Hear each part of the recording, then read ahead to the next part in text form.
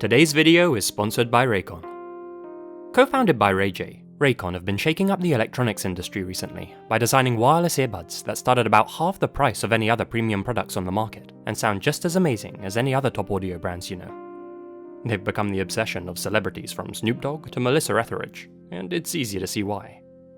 Raycon earbuds give you 6 hours of playtime, seamless Bluetooth pairing, more bass, and a more compact design for a comfortable, noise-isolating fit, which makes them perfect for both work and play. Their wireless earbuds come in a range of fun colours and patterns, with a variety of fit options and no dangling wires or stems, so there's really a pair for everybody. If you're trying to take a break from screens, but don't want to feel totally unplugged, Raycon wireless earbuds are the best way to bring your content with you wherever you go. Recently, I've been using my pair to either listen to the news or the latest episodes of my favourite podcasts whenever I go out jogging. That way I can stay up to date without keeping my eyes glued to a screen.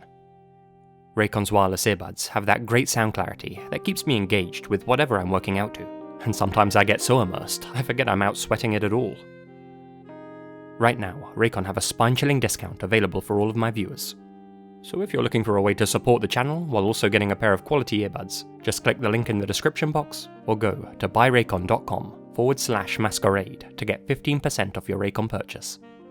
With Raycon's 45-day free return policy, you've really got nothing to lose. So again, that's buyraycon.com/masquerade, or simply click the link in the description box below and be a part of the next wave of premium wireless audio.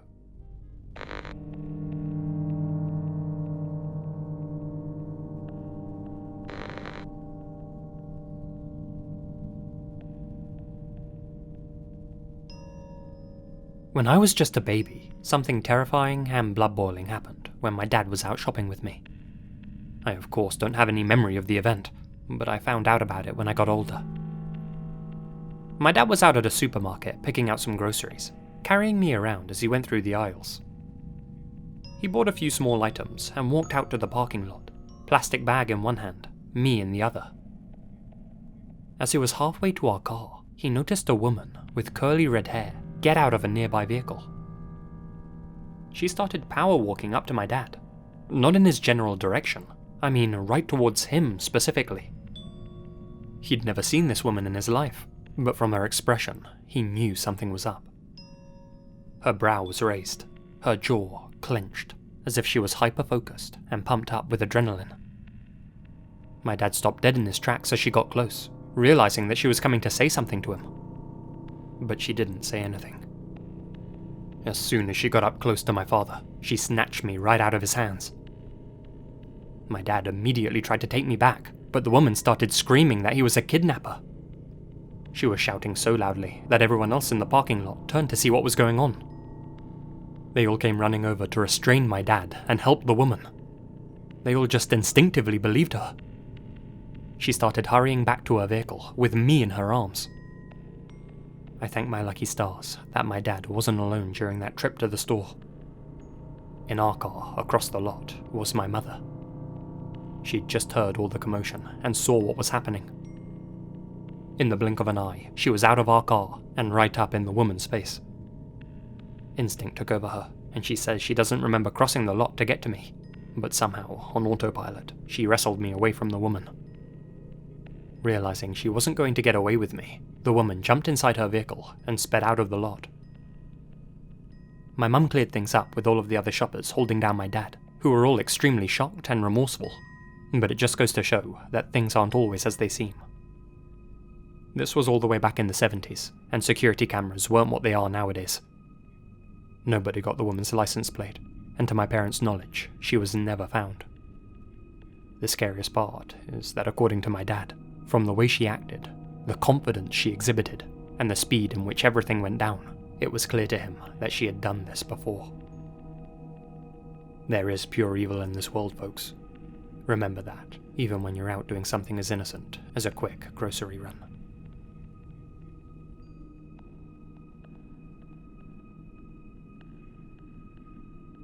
My buddy had just moved to a new area, and he was having some trouble sleeping.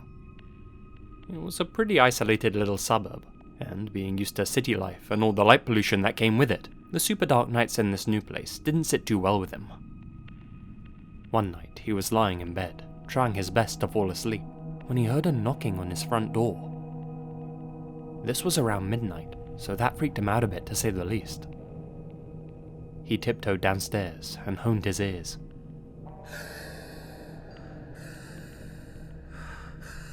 Whoever was on the other side of his front door was making a weird, wheezing noise. He didn't have a peephole or anything, so he put the chain on and opened the door up, thinking somebody outside might need some help. At the door was a humanoid figure with blood all over its deformed face, like some zombie or monster. It groaned at him, so he slammed the door, twisted every lock, and immediately called the police. The dispatcher told him that they'd received several other calls from that same street, all reporting the same bloody-faced monster standing at their doors. They were on their way. This had to be some kind of hoax, right? Well, turns out that his experience was far from some fever dream or prank. That night, one of the other residents on the street had decided to end it all and placed a shotgun under his jaw. The blast didn't kill him, but it obliterated his lower jaw, which was completely missing from his face. The guy then went door to door, trying to ask everybody for help, but his face and groans only terrified the other locals. Sad to say, the guy didn't make it.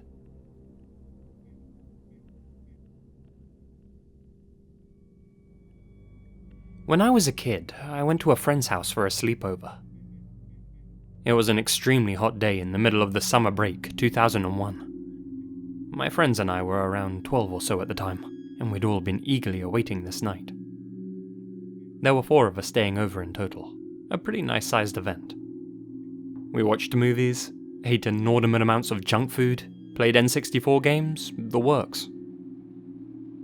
At around 11 PM, my friend's parents told us it was time for lights out, but of course, we all secretly stayed up longer, keeping our voices low and the sound on the TV muted.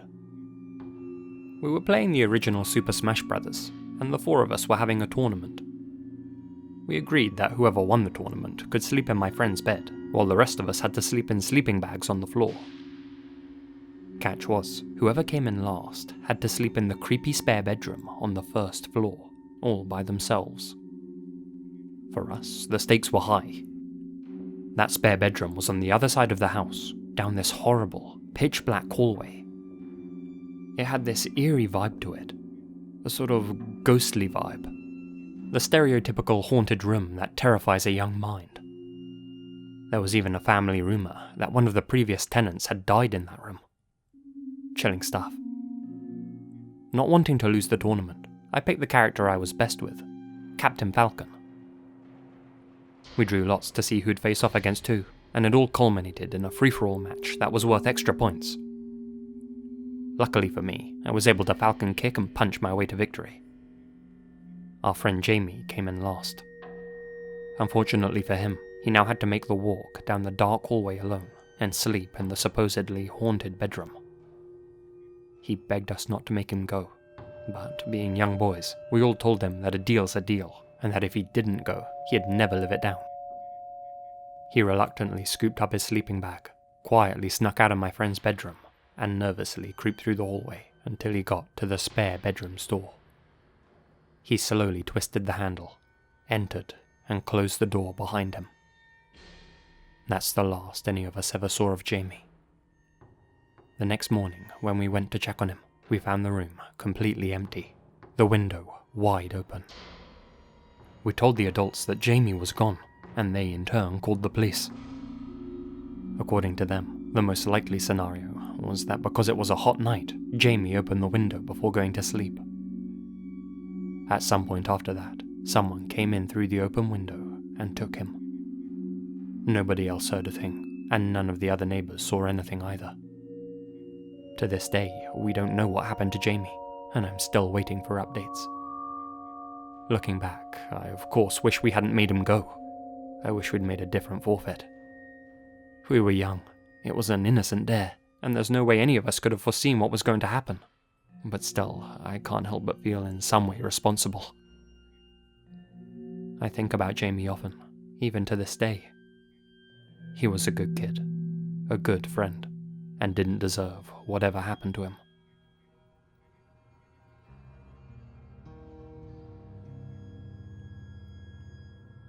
I was travelling around Australia during my gap year at the time. It had always been a dream of mine to rent a camper van and drive the length and breadth of Gold Coast Road, then head on down to Melbourne and back up to Adelaide. I was by myself, trying to fulfill that dream, and in spite of travelling solo, I never felt lonely. That's because I met a lot of fun people along the way. Each day was an adventure, and each night was a new party with new faces. Single-serving friends, as they said in Fight Club. Pals for one evening, and then you never see them again. But of all the people I met on that trip, 2 stick out like a sore thumb in my mind. It was during one of my final nights in the country.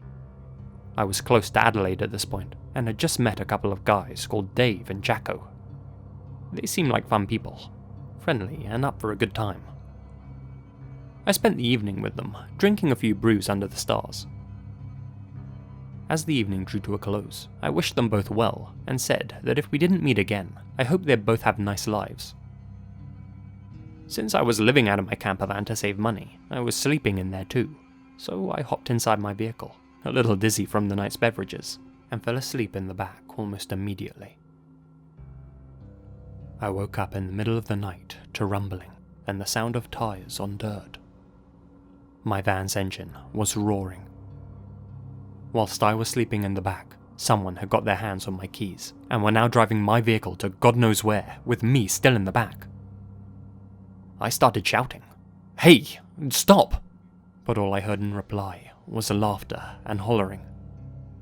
It was a sound I'd heard earlier when I'd made Jacko laugh. Now I knew who was driving me. Question was, where was Jacko taking me? Looking out the window, I could see that there was another car following ours.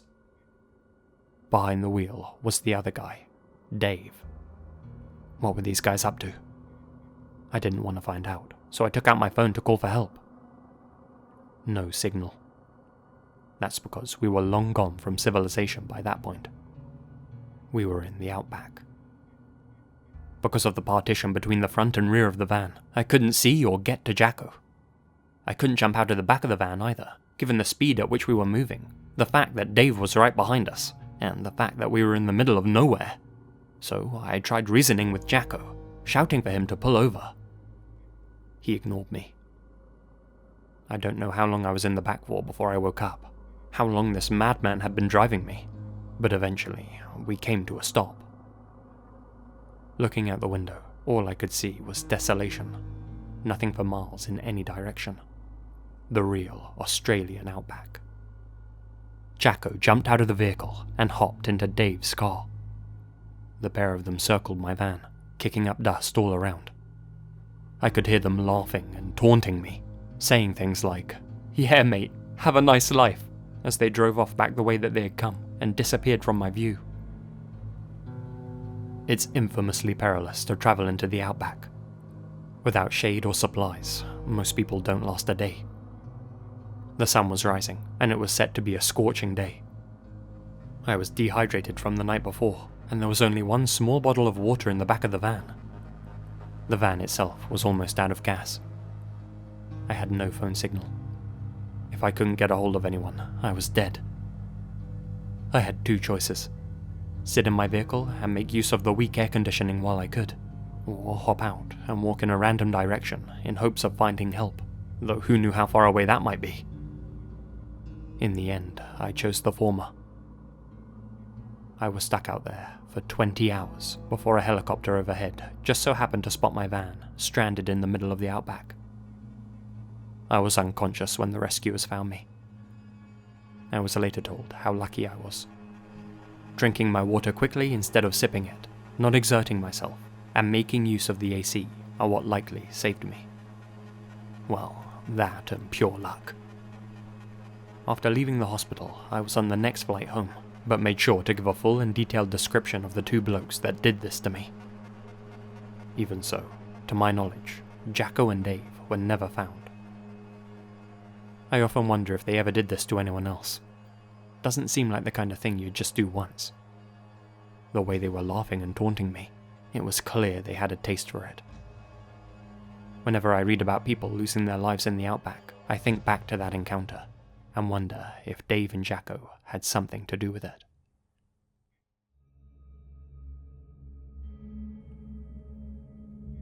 I think it's safe to say that my girlfriend and I experienced a sort of glitch in the matrix. A decade ago, a good friend of mine went missing. His name was Tom. The guy had racked up some debt and ended up getting in cahoots with some bad people, but deep down, I knew he was a solid guy with a good heart. For about a week, nobody had any idea where Tom was. He had no cell phone or any means of contact, so there was a little I could do to help search for him. Sadly, his story didn't have a happy ending. Tom was found face down in the harbour on a gloomy Saturday morning. He'd been beaten to a pulp, had numerous broken bones, and had been finished off with a hammer to the side of the head. Rope burns around his wrists suggested that he had been tied up beforehand. Since he didn't have any family, I was called in to identify him, and sure enough, there on the slab was my old pal Tom. Even with all the injuries and bloating, I knew it was him, no question about it. This was a big event in our town. Newspapers published pieces about it, the locals all talked about the guy who washed up in the harbour, what a tragedy it was, etc. For the next 3 days, Tom was the only thing on anyone's lips. Then, on the 4th day, we read the most unexpected piece of news in the local newspaper. Tom had been caught on CCTV, alive and well in a different city. Detectives were still on the hunt for my missing friend. I was as shocked as I was dumbfounded. I'd seen Tom dead with my own 2 eyes. Could I have made a mistake in identifying him? Then again, what were the odds of a guy who looked identical to Tom just happening to wash up in the town he was from 1 week after he had disappeared? Another strange detail was that nowhere in the paper did it mention a body being fished out the harbour. It wasn't even something they glossed over. Why wouldn't they have mentioned such a relevant and timely piece of information like that? I went down to the local police station to see what was going on, and asked to chat with the detectives who were working the case personally, the ones who had previously asked me to come and ID Tom's remains. My head was spinning with questions. Was this sighting on CCTV legit? Was the man they found in the harbour really not Tom after all? Their reaction was chilling. They looked at me like I was crazy. "What body?" they asked me with total seriousness. "What are you talking about, son?" Even though this was the middle of July, I thought this must be some sort of bizarre April Fool's joke at first. I went over all the details of the previous few days, but they just looked at me perplexed. I even started to question whether I was the crazy one. Were they playing dumb? Was this some sort of cover-up, and they were pretending not to know what I was talking about? I called up my girlfriend and told her about the investigators' reactions. She was as confused as I was. Together, we looked through the previous few days' newspapers. Nowhere was there any mention of Tom's body being found in the harbour, or anyone else's for that matter. We had definitely read that before, but for some reason, those articles were now missing. We asked around town, and nobody had heard about Tom in the water, despite it having been the hot topic for the past 3 days. They all agreed that this Tom fella was still missing, and that there was some new video footage that might help find him, but that was all. Even the people I'd previously talked to about Tom's death now seemingly knew nothing about it, even the ones who had seen him pulled from the water with their own eyes. Had my girlfriend not remembered Tom in the harbour as well, then I'd definitely think that my brain was playing tricks on me. But that's the thing. She does remember. She remembers everything. The newspaper stories, the detectives asking me to ID Tom, the gossip about his demise around town. Her version of events are the exact same as mine, but for some reason, we're the only 2 who remember any of this.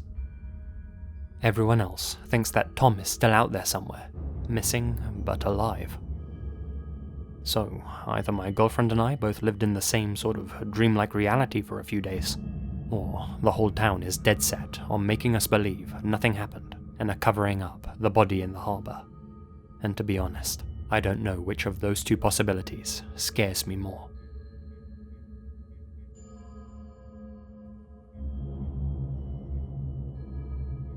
I was out hiking by myself in the middle of nowhere a few years back, soaking up some nature on my day off from work.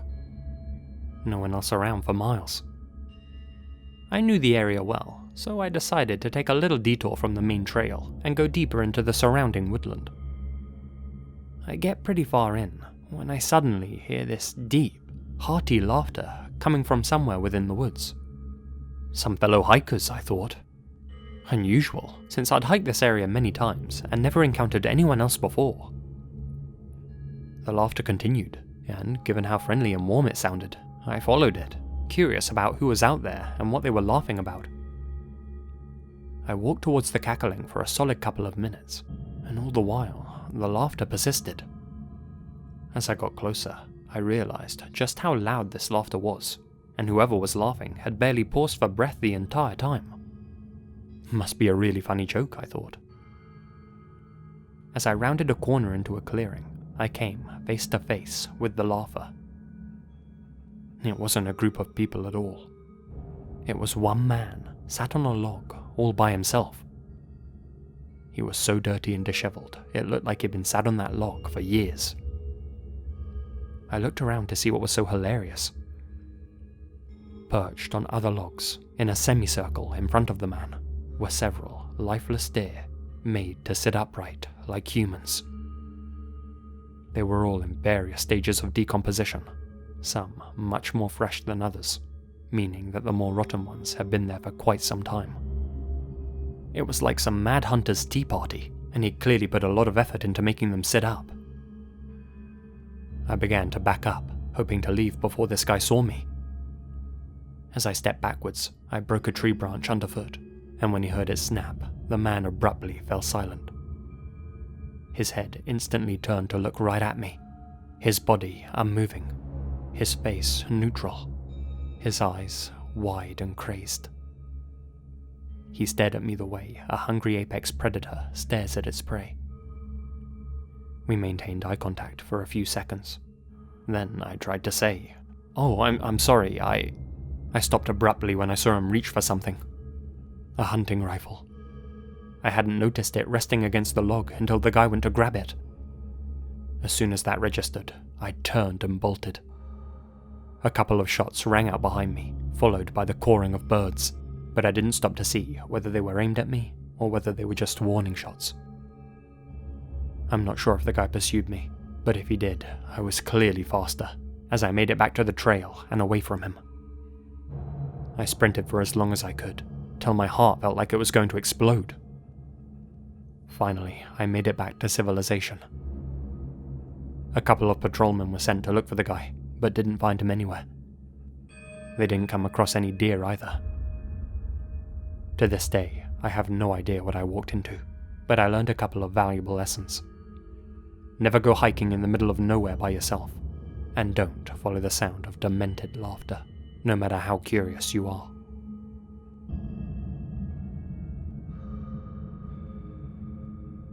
This happened to my uncle and my dad back in 1998, and they regularly tell it at Thanksgiving.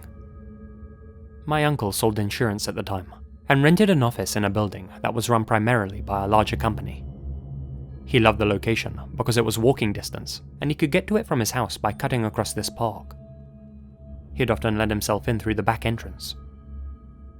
There were some weird stories about the place being haunted by the previous owner of the property, but my uncle hardly believed a 10-year-old office building was spook central. This story takes place the day after Thanksgiving.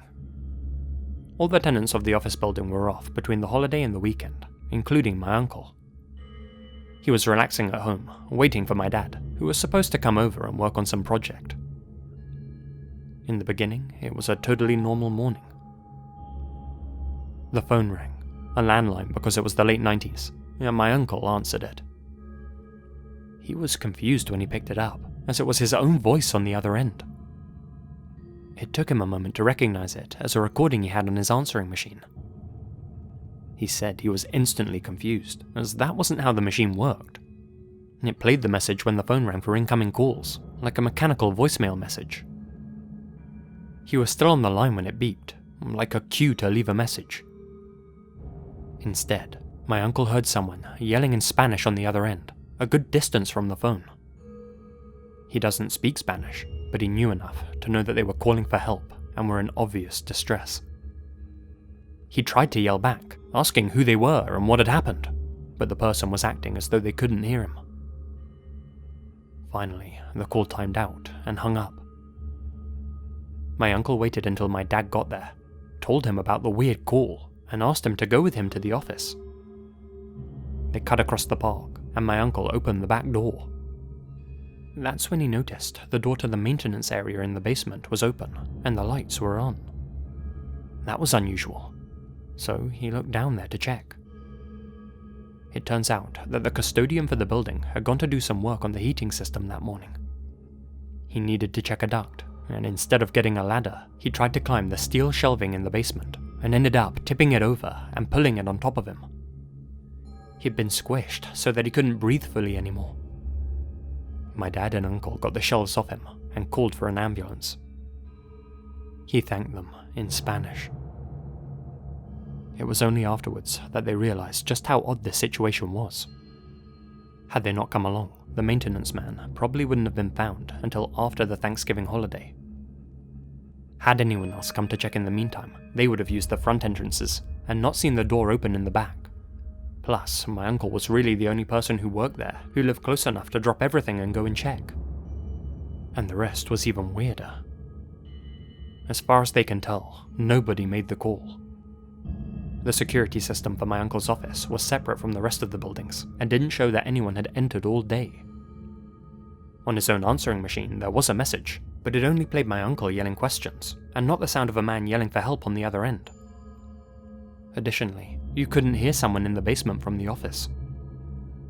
My uncle and dad apparently spent a huge amount of time trying to make an outgoing call with the answering message that would replicate what happened, but the machine just didn't work that way. So, yeah, for years we got Christmas cards from the maintenance man who credits my uncle and dad with saving his life, and we never got answers as to how the hell my uncle got that mystery call.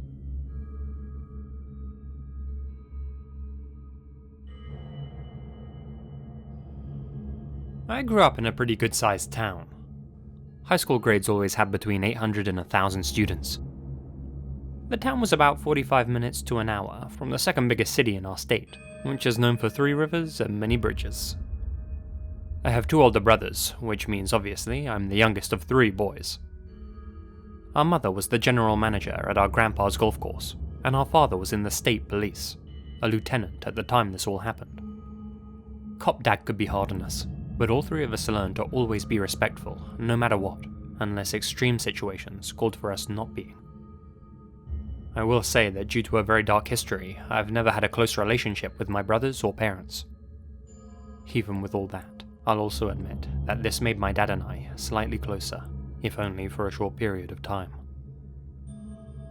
When I was 15, I went to the downtown area, getting food and ice cream with my friends at a place about a half-mile from the high school football stadium. Seeing as we were only 15, going into our 10th grade year of high school, we all rode our bikes to meet up. When we came back outside, I realized that my bike was missing.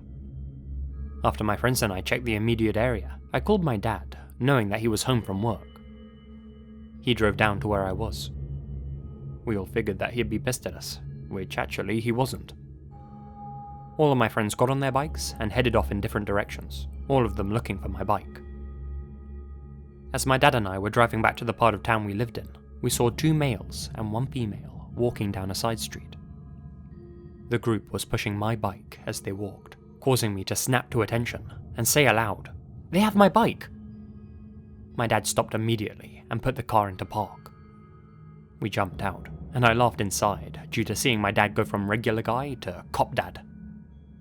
Well, he had the girl and 1 guy stand up against the wall with their faces touching it, and he slammed the guy with the bike to the ground.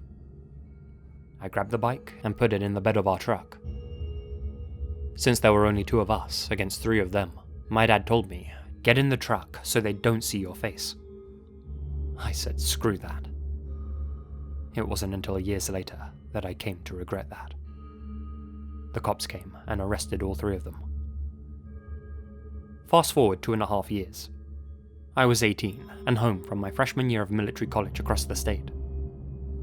I was out jogging around 6 PM one night on the sidewalk next to the road when a car flew past me and sat at a stop sign until I passed. Luckily, I was close to my home and memorized the car's details as much as I could. The vehicle started moving again, this time a lot slower, and I walked into my house just as they were passing by. I figured that they'd just see me jogging and slowed down as a result. Nothing unusual. Fast forward 1 week. I just finished up another jog. I walked into the house through the front door, which leads right into the kitchen. A kitchen that had a big window overlooking the driveway, front yard, street, and stop sign. As soon as I walked to the sink by the window to splash some cold water on my face, I heard a loud bang from outside. Sounded like an M80 exploding. Then 1 second of silence, followed by 3 loud booms in quick succession, which, thanks to being a hunter, I knew was gunfire. I dropped down, crawled to the door, grabbed the baseball bat my brothers and I sometimes used, and ran outside. I knew a bat had 0% chance of winning against a firearm, but I was hoping I'd surprise him. When I got outside, they were driving away, and I recognized the vehicle from a week earlier. It was the same one that had sat at the stop sign when I was jogging. Thankfully, no one was at home at the time, or who knows where they would have been standing when this happened. On screen are photos of my childhood home, showing where some of the bullets hit. After the police came and I'd given my statement, we waited. Like I said, the town was big, but it was also small enough that a lot of people knew each other. The town's police and my brothers all joked with me, asking me things like, "Did you try and be a hero when no one else was around?" Or would ask if I was crazy due to running outside towards gunfire while only holding a bat. Well, 2 or 3 days passed before we received the call from the cops, saying that they'd caught the guy who shot at my house. As it turns out, it was the same guy who stole my bike 2.5 years earlier. After finding that out, my dad and I looked at each other without saying anything. He'd seen me finish up my jog and walk into the house by pure chance. The guy received 10 years for attempted murder with a weapon, but didn't even serve the whole sentence. So we went on with our lives. I became an EMT during college, working on weekends, then finished school. When I was 26 years old, I stopped by my parents' house one day when I was in the area. I walked into the kitchen, and on the kitchen table was the town's newspaper. The front page read something along the lines of, "Local woman missing. Vehicle found abandoned and burned." I started reading the article, and almost immediately ripped the table off its frame with rage. The article said that the missing woman's boyfriend was the same guy who had stolen my bike and shot at my parents' house. He wasn't arrested or charged with any crime related to the missing woman. I left and went back to my apartment about an hour away. Even through all my rage, I was still paranoid that the guy was following me somehow. My parents left their house for a week to stay at my grandpa's house. Life went on from there. The guy who shot at my house is currently in prison on other charges not related to the slaying of his girlfriend.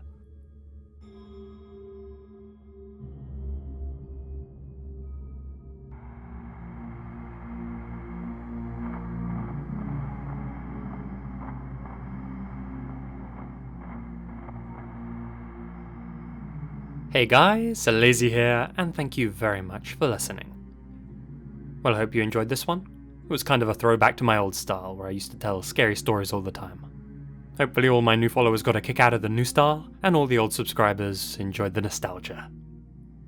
A big shout out to all of my supporters here on YouTube and over on Patreon, especially my biggest supporters. Teddy Street, Amanda Hanson, Aleck Love, Dappa, Hamish Kay, Phantom Knight, Alex Greensall, AnimeWimp, Azrael Warakai, Charlie Lackey, Connor Louthan, Crawford K McDonald, Expanddong, Gina Valera, Infamous-senpapi, Leonardo Martinez, Lord 210, Monica Mendoza, Native Beauty, Nadine, Peter Lodgerach, Philip Westra, Procupidine Natter, Sarah Ramirez, Silas Gheist, Sloane Crawford, The Only Dorita, and Ms. Crypto. Thank you guys so much for your continued support, it really helps the channel out. Anyway guys, that's it for this one. Be sure to smash that like button or I'll smash you, and you'll be hearing from me again very, very soon. Until then, you all stay spooky. And remember, the best things happen in the dark.